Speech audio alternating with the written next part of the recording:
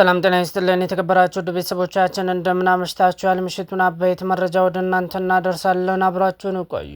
ኢትዮጵያ ወደ ቀይ ባህር ለመድረስ ለምታደርገው ጥረት ግብጽ ድጋፍ ለመስጠት ቃል ገብታ መደራደሪያ ቀረበች። ዘናሽናል ጋዜጣ እንደዘገበው ግብጽ የኢትዮጵያን በቀይ ባህር ላይ ወደብ የማግኘት ጥረት ለመደገፍ የሚያስችል አዲስ ሀሳብ ይዛ መጥታለች። በካይሮ እየተደረጉ ያሉ ውይይቶችን የሚከታተሉ ምንጮችን በዋቢነት የጠቀሰው ዘገባው ግብጽ በዚህ እቅድ ኢትዮጵያ ወደ ቀይ ባህር እንድትደርስ ከአጋሮቿ ጋር በመነጋገር እገዛ ለማድረግም ወጣለች። ይህንን ከማድረጓ በፊት ግን ኢትዮጵያ በህዳሴው ግድብ ላይ ያላትን አቋም ማለስለስ እንደሚጠበቅባት ዘገባው አስረድቷል።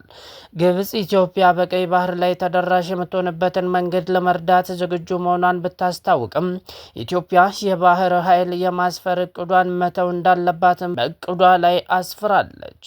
ቅርበት ያላቸው ምንጮችን የጠቀሰው ዘገባው ይህ እቅድ ለጠቅላይ ሚኒስትር አብይ አህመድ ባለፈው ሳምንት መላኩን አስታውቆም በተጨማሪም በዋሽንግተን ዲሲ ለሚገኘው የፕሬዝዳንት ትራምፕ መንግስት እንዲደርስ መደረጉም ገልጿል።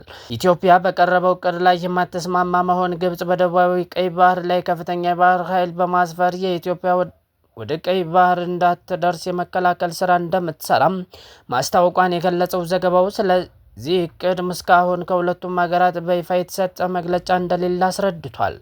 ጨምሮም በቅርቡ የቱርክ ፕሬዝዳንት ጣይብ ኤርዶጋን ኢትዮጵያ በቀይ ባህር ላይ ወደብ ለማግኘት የምታደርገውን ጥረት እንደሚደግፉ መግለጻቸውን ጠቅላይ ሚኒስትር አብይ አህመድ መናገራቸውን አውስቷል። ዘገባውን ያገኘነው ከዛብሻ ነው።